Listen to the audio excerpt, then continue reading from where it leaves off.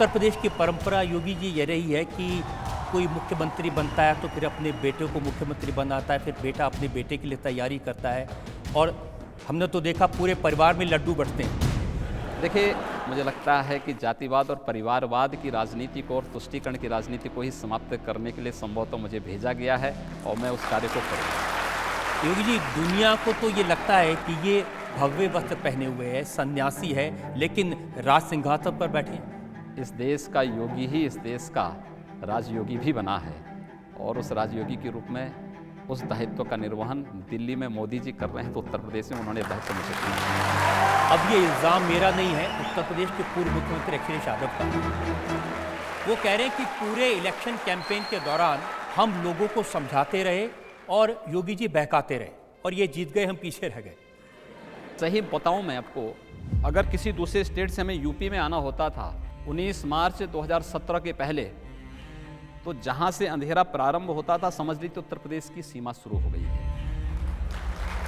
जहां से गड्ढा युक्त सड़कें प्रारंभ हो गई उत्तर प्रदेश, छिनैती, डकैती, लूटपाट, बहन और बेटियों की इज्जत के साथ सरेआम खिलवाड़ करने की प्रवृत्ति होती थी और सत्ता का संरक्षण उन मंचलों, दुष्कर्मियों को प्राप्त होता था, वो उत्तर प्रदेश होता था। लेकिन हम लोगों ने उस व्यवस्था को बदलने का एक प्रयास किया है, हम लोग उसको बदल रहे हैं। लेकिन योगी एक कार्यक्रम में अखिलेश जी की बात सुन रहा था, वो कह रहे थे कि हमने ऐसा गार्डन बनाया है जो लंदन के हाइड पार्क जैसा है, उसमें जाके बैठे तो बड़ी अच्छी हवा आती है। मुझे लगता है कि प्रदेश की जनता इन नमूनों को उन्हीं गार्डनों में बिठाने के लिए भी तैयार बैठी है। रामपुर, इटावा, कन्नौज, आजमगढ़ ये ऐसे इलाके हैं जहाँ बिजली तो जाती है लेकिन 80 से 90% चोरी होती है। राजनीतिक नेतृत्व उस समय का चोरी करना सिखाता था, चोरी करता था, चोरी करना सिखाता था। एक और घटना अखबारों में आई कि एक शहीद के घर आप गए थे, आप पहुंचे, उसके पहले उसके घर में एसी लगा दिया, सोफे लगा दिए, टेबल लगा दी, कालीन लगा दिया, आप गए तो फिर वो सब हटा। देखिए, प्रशासन की ये गलती थी, प्रशासन को ये नहीं करना चाहिए था। मैंने वहाँ उस परिवार के प्रति सम्मान व्यक्त किया, उस परिवार के उस शहीद के स्मारक को बनाने के लिए मैंने वहाँ कहा है, उनके नाम पे इंटर कॉलेज हम बनाने जा रहे हैं। लेकिन मीडिया की नज़रें इंटर कॉलेज और स्मारक पे नहीं गया, उस पंखे पर एसी पे चला गया।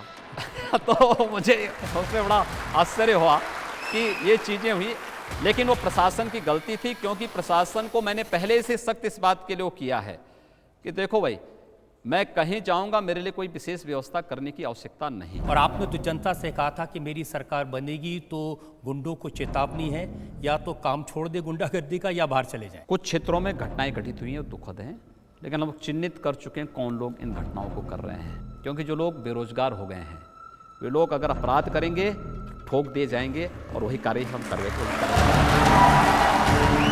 अखबारों में छप रहा है, जो टीवी चैनल पर दिखाई दे रहा है, उसमें ऐसा लग रहा है कि अपनों से ज़्यादा आफत है। भाजपा विधायक का ऑडियो वायरल, सीओ को धमकी, बरेली में बीजेपी के एमएलए की गुंडागर्दी, टैक्स मांगने पर थप्पड़ मारा, मुजफ्फरनगर में बीजेपी विधायक को हत्या करने वालों के हाथ पैर तोड़ दूंगा, ये कहा। मेरठ में बीजेपी के नेता ने पुलिस पर दबंगई दिखाई। अब मैं पढ़ता जाऊंगा, बहुत लंबी फहरिस्त है। अपराधी कोई भी होगा, हम सख्त कार्रवाई करेंगे, लेकिन सत्ता है, थोड़ा बहुत भी आप श्वास नहीं लेने देंगे भारतीय जनता पार्टी के सांसद और विधायकों को, तो उसको भी मैं किस रूप में देखूंगा। लेकिन फिर भी हम कह रहे हैं कि कानून को हाथ में नहीं लेने देंगे और कानून के अनुसार ही प्रदेश चलेगा। उन लोग का क्या करेंगे जो योगी आदित्यनाथ का नाम लेके, जो आपकी तरह बाल मुंडवा के, भगवा पहन के गुंडागर्दी करते हैं?